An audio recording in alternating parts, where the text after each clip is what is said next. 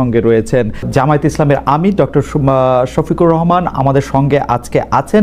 তাকে আমরা স্বাগত জানাই। তিনি আমাদের সময় দিয়েছেন, তার এই চরম ব্যস্ততার মধ্যেও তিনি আমাদের সাথে যুক্ত হয়েছেন এবং অনেকগুলো বিষয়ে তিনি যুক্ত আছেন নানা রকম কারণে, তবুও আমাদের তিনি সাথে আছেন, সেজন্য তাকে আন্তরিক ধন্যবাদ ও কৃতজ্ঞতা জানিয়ে আছেন। আমাদের সাথে আরও থাক জনাব তারেক রহমান, আপনাকে আমাদের অনুষ্ঠানে স্বাগত জানাই। আপনি আমাদের শুভেচ্ছা এবং কৃতজ্ঞতা জানবেন। আমরা আপনাকে খুব ধন্যবাদ জানাই আমাদেরকে সময় দেওয়ার জন্য। প্রিয় দেশবাসী, বিজয়ের এই গর্বিত মাসে আপনাদেরকে সালাম ও শুভেচ্ছা। আসসালামু আলাইকুম রহমতুল্লাহ। আশা করি যে যেখানে আছেন, দেশে কিংবা প্রবাসে, সকলেই ভালো আছেন। আমি আজ আপনাদের সামনে একটি গুরুত্বপূর্ণ অঙ্গীকার ব্যক্ত করতে এসেছি। বাংলাদেশ আমাদের প্রিয় জন্মভূমি। এই দেশকে নিয়ে আমরা গর্বিত। স্বাধীনতার উষালগ্নে অসংখ্য মানুষের ত্যাগ এবং কুরবানির বিনিময়ে আমরা স্বাধীনতা নামক যে অমূল্য সম্পদ পেয়েছিলাম, তাতে জনমনে আশা সৃষ্টি হয়েছিল যে আমরা একটি ন্যায় ইনসাফ ভিত্তিক স্বনির্ভর বাংলাদেশ গড়তে পারবো, দেখতে পাব। কিন্তু জাতির এই আশা গুড়ে বালি হয়েছে।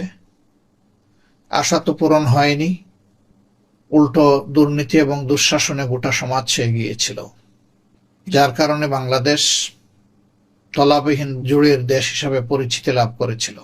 সত্যিকার অর্থে স্বাধীনতার পর এখন পর্যন্ত দেশ একটি কাঙ্ক্ষিত মানের গণতান্ত্রিক পরিবেশ পায়নি।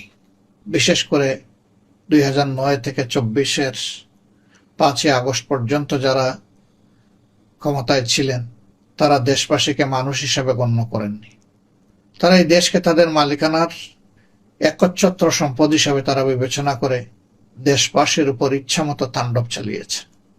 রাষ্ট্রীয় পৃষ্ঠপোষকতায়, সরকারের নির্দেশনা এবং পরিকল্পনায় বাংলাদেশের শক্তিশালী অনেকগুলা ব্যাংককে দেউলিয়া করা হয়েছে, লুণ্ঠন করা হয়েছে।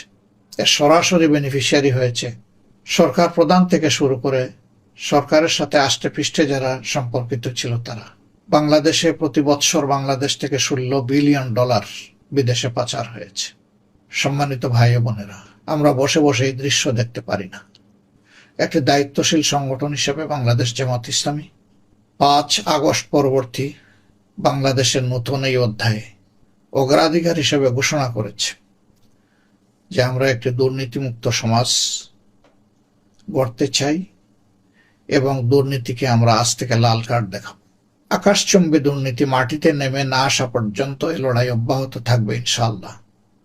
আমরা থামবো না, কেউ আমাদেরকে থামাতে পারবে না। প্রিয় দেশবাসী, দুর্নীতি দমনে আমাদের সুনির্দিষ্ট পরিকল্পনা রয়েছে। তার অংশবিশেষ আজকে আমি আপনাদের সামনে পেশ করব এবং বিস্তারিতটা আমরা যখন আমাদের নির্বাচনী ইশতেহার ঘোষণা করব, সেই ইশতেহারে আপনারা পেয়ে যাবেন। এই দুর্নীতিকে নির্মূল করার জন্য দুর্নীতির উৎসগুলো আগে চিহ্নিত করতে হবে এবং উৎসগুলো চিহ্নিত করে কতিপয় পদক্ষেপ আমাদেরকে নিতেই হবে। এর মধ্যে প্রথমেই অগ্রাধিকার পাবে স্বাধীন অ্যান্টি করাপশন মনিটরিং সেল গঠন। এই সেলকে পূর্ণ স্বাধীনতা দেওয়া হবে এবং সেলটি হবে সম্পূর্ণভাবে রাজনৈতিক প্রভাবমুক্ত। 2 নম্বরে আমরা যে বিষয়টার উপর গুরুত্ব দিব, এটি হচ্ছে সর্বক্ষেত্রে প্রকিউরমেন্ট এবং গভর্নেন্স। এই দুইটা যখন নিশ্চিত করা হবে, তখন টেন্ডারকে কেন্দ্র করে যে সমস্ত অনিয়ম হয়ে থাকে, ম্যানিপুলেশন হয়ে থাকে, সেই রাস্তাটা তখন বন্ধ হয়ে যাবে। এরপরে আমাদের সুনির্দিষ্ট পদক্ষেপ থাকবে রাষ্ট্রীয় সেবার সাথে যারা সম্পৃক্ত এবং আর্থিক ব্যবস্থাপনার সাথে যারা যুক্ত, তাদের সকলের আর্থিক আয় ব্যয়ের বার্ষিক হিসাব বাধ্যতামূলকভাবে জমা দিতে হবে। শুধু তারা নয়, তাদের যারা অধীনস্থ এবং পোষ্য, তাদের ব্যাপারেও প্রয়োজনে অ্যান্টি করাপশন সেল তারা তথ্য সংগ্রহ করবে এবং সেটাকে যাচাই বাছাই করবে। তারপরে আমরা যে বিষয়ে অবশ্যই বিশেষভাবে গুরুত্ব দিব সেটা হলো করাপশনের ব্যাপারে যারা তথ্য দিয়ে অ্যান্টি করাপশন সেলকে সহায়তা করবে তাদের সুরক্ষা এবং গোপনীয়তা শতভাগ নিশ্চিত করা হবে, যাতে স্বস্তির সাথে সকলেই তথ্য দিতে পারে। কিন্তু এটাও সতর্ক থাকা হবে কেউ অপতথ্য দিয়ে যাতে সেলকে বিভ্রান্ত না করে এবং কোনো নিরীহ মানুষের ক্ষতি সাধন না করে। এ বিষয়ে সর্বোচ্চ সতর্কতা অবলম্বন করা হবে। রাজস্ব এবং কর প্রশাসনে কমপ্লায়েন্স এবং তাদের অ্যাকাউন্টেবিলিটি নিশ্চিত করা হবে। এই জায়গাটায় দুর্নীতি হয় বড় মাত্রার। আমাদের দেশে যে রাজস্ব আদায় হওয়ার কথা অনেক ক্ষেত্রেই সেটা কাঙ্ক্ষিত মানে আদায় হয় না, কিন্তু সেবা গ্রহণকারীরা ঠিকই তারা অর্থ দিয়ে থাকেন। সেই অর্থ সরকারি কোষাগারে জমা না হয়ে সেই অর্থ চলে যায় অনেকের পকেটে। ওই রাস্তার উপরে সার্ভিলেন্স বসানো হবে এবং এই সার্ভিলেন্সকে কেউ এসকেপ করতে পারবে না, সেই ব্যবস্থা আমরা নিশ্চিত করব। ব্যাংকিং এবং আর্থিক খাতে ইন্টিগ্রিটি এবং সুপারভিশনকে স্ট্রং করা হবে।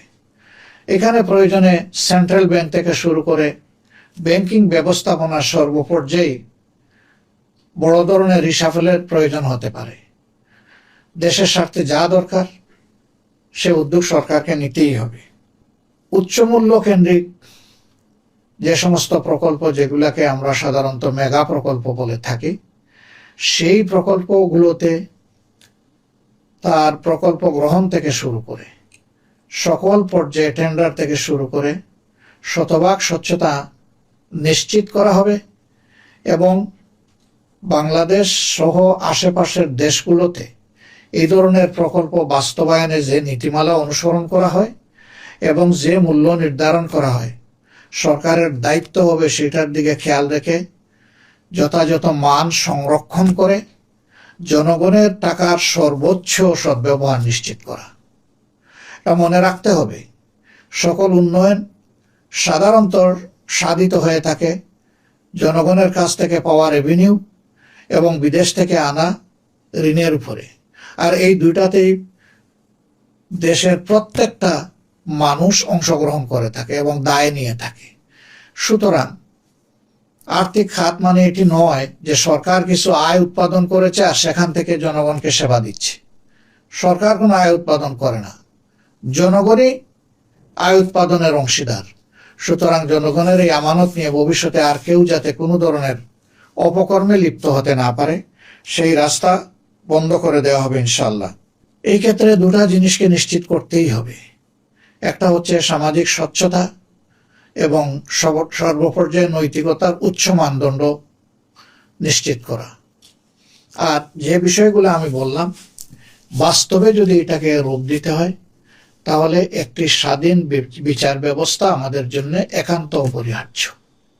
সুতরাং বিচার ব্যবস্থাকেও আমরা চাই যে এটা সম্পূর্ণ স্বাধীন হোক, সম্পূর্ণ রাজনৈতিক এবং নির্বাহী প্রভাব মুক্ত হোক। আবার সেই বিচার ব্যবস্থায় যারা বিচারকের সম্মানিত আসনে বসবেন তারাও যাতে কোনো ধরনের অপকর্মে লিপ্ত হতে না পারেন, ওই জায়গায় অ্যাকাউন্টেবিলিটি নিশ্চিত করা হবে অন্য কাউন্সিলের মাধ্যমে। এইভাবে রাষ্ট্রে চেক অ্যান্ড ব্যালেন্স করে আমরা যদি দৃঢ়তার সাথে সামনে এগিয়ে যেতে পারি, আমরা বিশ্বাস করি আজ হোক কাল হোক দুর্নীতি মাটিতে নেমে আসবে আর আকাশে থাকবে না। দেশবাসী যে যেখানে আছেন আপনাদের সকলের আন্তরিক সহযোগিতা চাই, দোয়া চাই, ভালোবাসা চাই। এই কাজে আপনাদের অংশগ্রহণ এবং পরামর্শও চাই। আবার আমাদের সকল কাজে আপনাদের সমালোচনাও চাই, কারণ আপনাদের সমালোচনা ভালোবাসার মতোই আমাদের জন্য আরেকটি শক্তি। সমালোচনা না থাকলে কোনো দলও অন্ধ হয়ে যেতে পারে এবং অনেক সময় ন্যায্য জিনিসকে অন্যায্য গণ্য করে দেশ এবং সমাজের ক্ষতি করে ফেলতে পারে। আমরা তা চাই না। এই জন্য আপনাদের কাছ থেকে গঠনমূলক সমালোচনাও আমাদের অনেক বড় উপকারের কারণ হবে, এটা আমরা গভীরভাবে বিশ্বাস করি। যে যেখানে আছেন ভালো থাকবেন। আসুন আগামীতে একটি দুর্নীতিমুক্ত দেশ গড়ার জন্য যার যার জায়গা থেকে আমরা সর্বোচ্চ অবদান রাখি, দেশে হই প্রবাসে হই। আল্লাহ হাফিজ। বাংলাদেশ জিন্দাবাদ। বাংলাদেশ জামাত ইসলামী জিন্দাবাদ। আসসালামু আলাইকুম। দেশের ইতিহাসের সবচেয়ে গৌরবোজ্জ্বল দিন আমাদের আজকের এই মহান বিজয় দিবস। যতদিন বাংলাদেশ থাকবে কখনো এই দিবসের গুরুত্ব এবং তাৎপর্য কিন্তু মলিন হবে না। তবে একটা বিষয় আমাদের সকলের মনে রাখা বা স্মরণ রাখা দরকার, এবং অবশ্যই একই সাথে সতর্ক থাকা দরকার। সেটা হলো বাংলাদেশের মহান যে মুক্তিযুদ্ধ, এই স্বাধীনতা, এই মুক্তিযুদ্ধ বা স্বাধীনতাকে প্রশ্নবিদ্ধ করার জন্য, প্রশ্নবিদ্ধ করতে দেশি বিদেশি অপশক্তি তখনও যেমন সক্রিয় ছিল, এখনো ঠিক একইভাবে তারা সক্রিয়। সময়ের সাথে সাথে হয়তো ষড়যন্ত্রকারীদের রূপ, রং, চেহারা হয়তো পাল্টেছে, কিন্তু চরিত্র ভিন্ন একদমই পাল্টায়নি। তাদের চরিত্র বিন্দুমাত্র পাল্টায়নি। সম্মানিত উপস্থিতি, বাংলাদেশ কিন্তু হঠাৎ করে সাগরের বুকে বুকে ভেসে ওঠা কোনো ভূখণ্ড নয়। এখানে সকল বক্তা বলেছেন, যারা আলোচনা করেছেন, আলোচকবৃন্দ সকলেই বলেছেন, লাখো শহীদের আত্মত্যাগ আর অসংখ্য মা বোনের সম্মানের বিনিময়, সম্ভ্রমের বিনিময় বাংলাদেশ নামক এই ভূখণ্ডটি আমরা অর্জন করেছি, এই স্বাধীনতাটি আমরা অর্জন করেছি। স্বাধীনতা এবং মুক্তিযুদ্ধের সেই গৌরবময় ইতিহাস নিয়ে রচিত হয়েছে অসংখ্য গল্প, কবিতা, বই রচিত হয়েছে। অনেকেই হয়তো জানেন, স্বাধীনতা এবং মুক্তিযুদ্ধের পূর্বাপর ঘটনা বলে নিয়ে স্বাধীনতার ঘোষক, বাংলাদেশের স্বাধীনতার ঘোষক শহীদ রাষ্ট্রপতি জিয়া রহমানের নিজের লেখা কিন্তু একটি প্রবন্ধ রয়েছে, এবং সেটির নাম একটি জাতির জন্ম। এই নিবন্ধনটি বা প্রবন্ধটি আমাদের স্বাধীনতা এবং মুক্তিযুদ্ধের ইতিহাসের একটি অনন্য দলিল।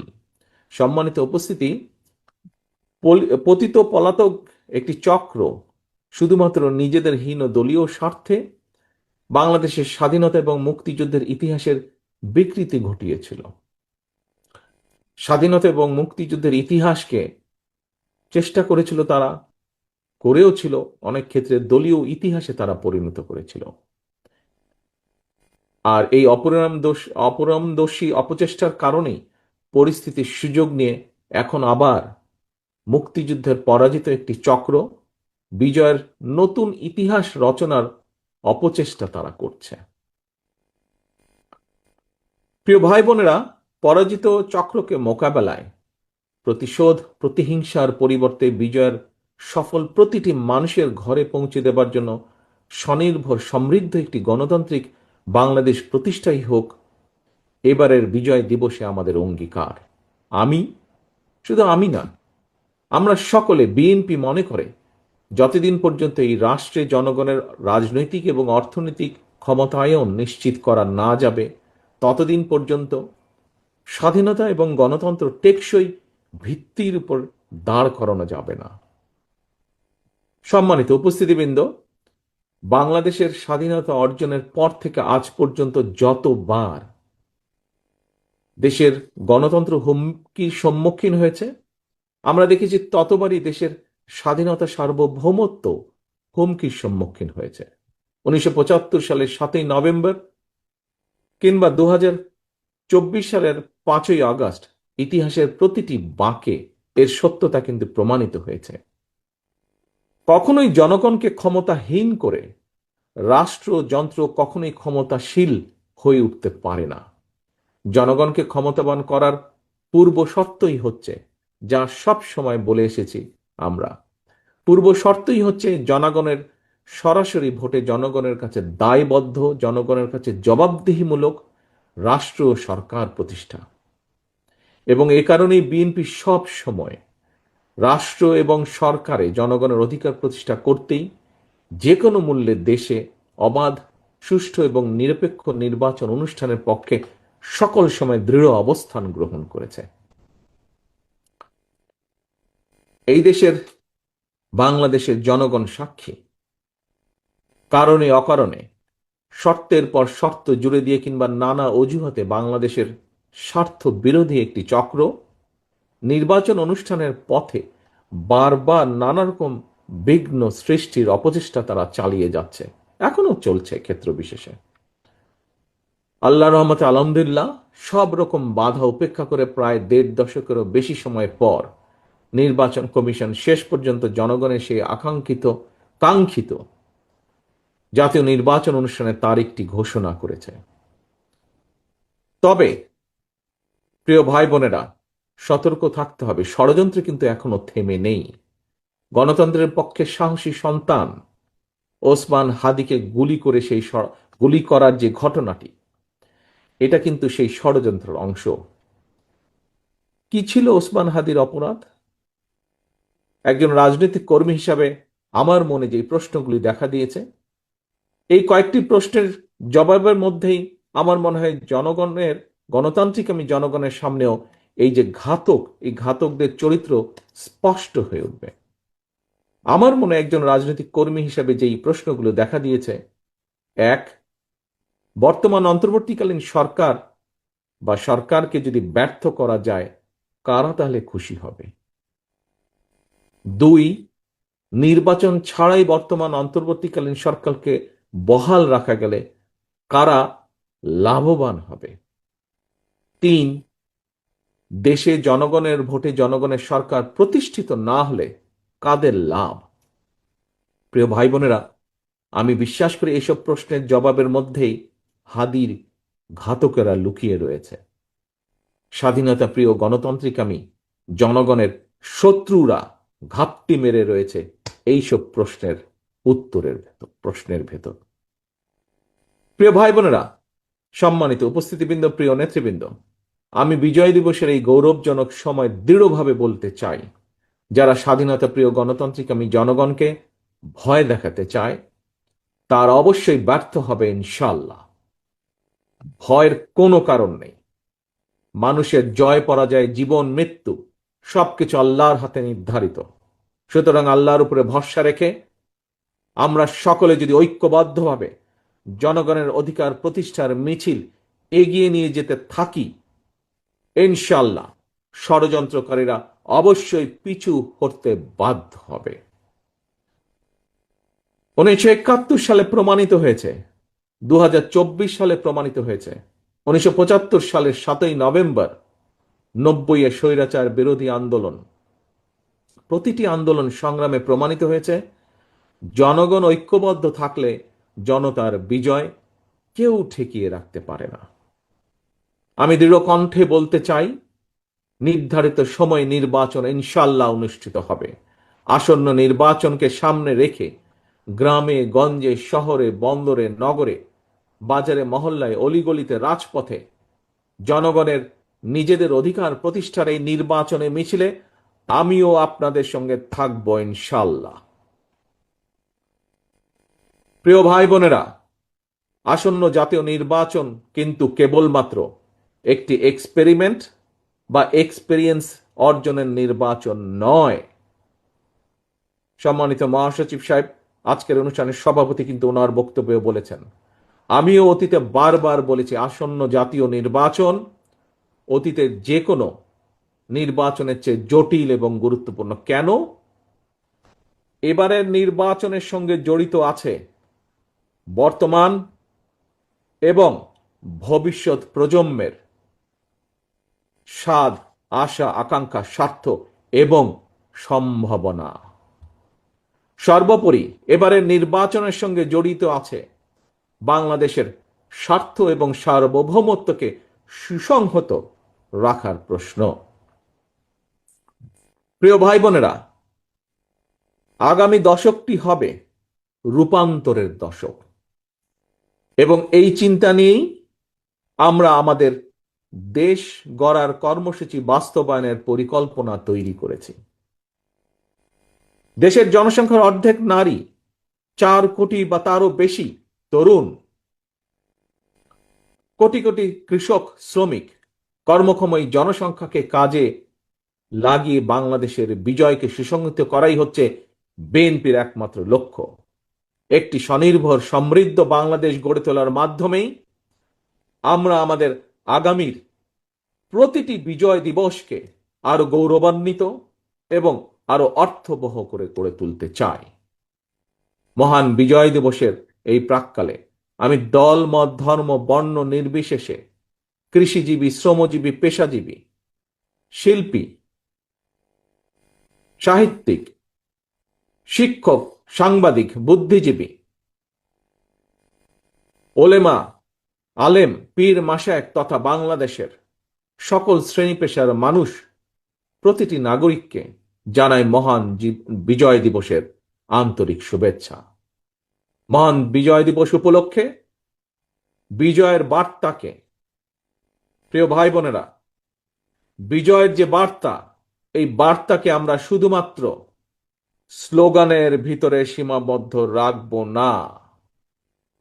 বিজয়ের সুফল প্রতিটি নাগরিকের ঘরে ঘরে পৌঁছে দিতে আসন্ন জাতীয় নির্বাচনে বাংলাদেশ জাতীয়তাবাদী দল বিএনপি বা ধানের শীষ আবারও জনগণের সহযোগিতা, সমর্থন এবং সুযোগ প্রত্যাশা করছে।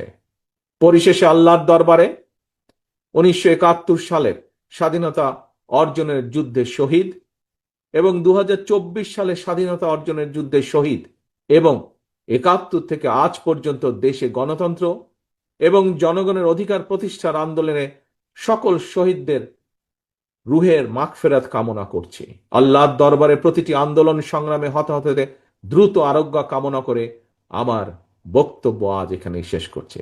আল্লাহ হাফেজ। বাংলাদেশ জিন্দাবাদ। বাংলাদেশ